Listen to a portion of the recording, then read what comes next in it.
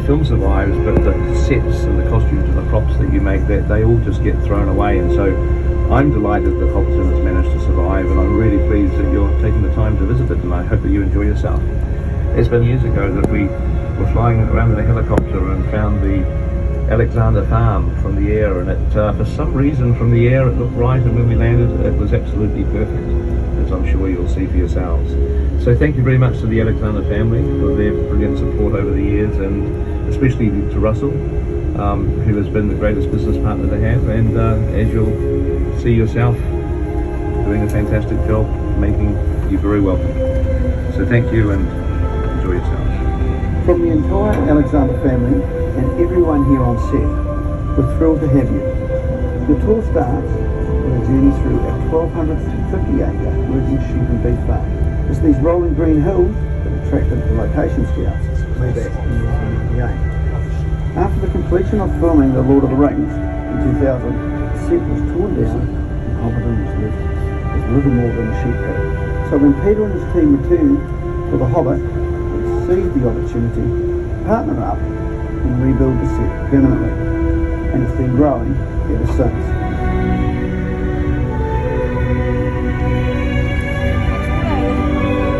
It's been an incredible journey, one we're proud to share with you today. Enjoy.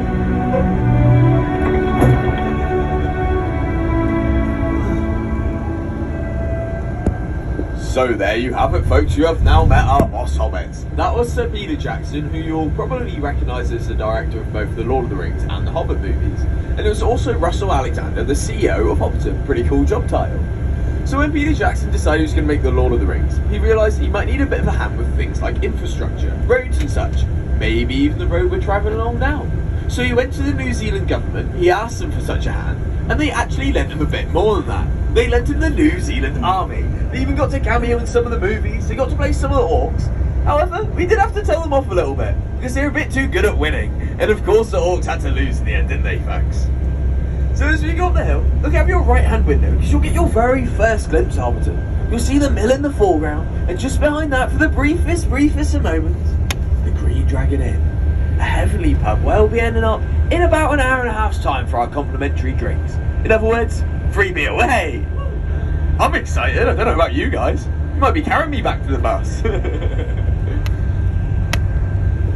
Thanks, mate. So, I'm sure you've seen a lot of fluffy things jumping about on the hills. It is lambing season here in Hobbiton. We've got about 13,000 sheep on the farm at the moment. I'm expecting to hear lots of ahs, lots of oohs, lots of ahs. I don't want to hear any yummy. That is just mean, alright? So get your cameras ready, get your phones ready, because as we go over this next crest, look out for your right hand window and you'll see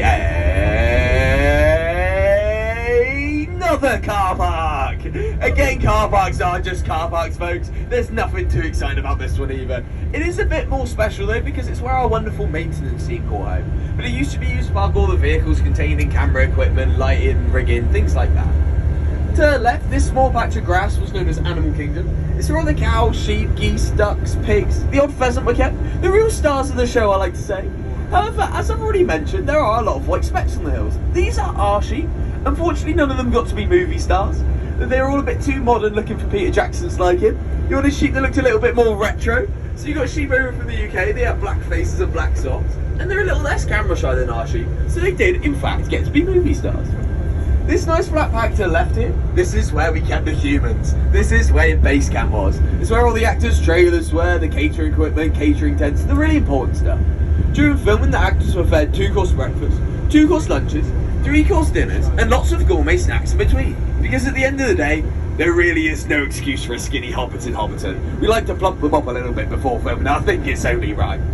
So as we go around this right-hander, look out of your left-hand window, and you'll see some beautiful, beautiful pine trees. And they're actually really special because it's where Sir Ian McKellen shot his very first scene as Gandalf. If you don't quite remember that scene, it's about to play above you on the monitors in 5 seconds or so.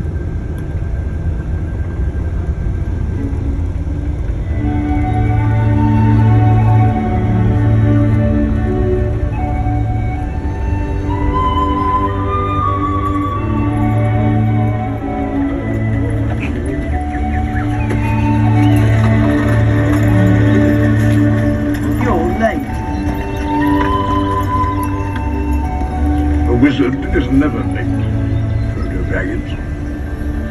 Nor is he early. He arrives precisely when he means to.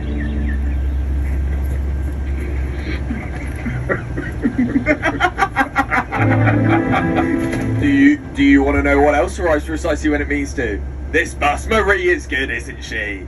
So we are about to depart. Please bring all your belongings. That includes phones, cameras, keys, wallets, family members. We know they might do your head in from time to time, but please don't leave any babies on the bus, alright? They will be sold on eBay.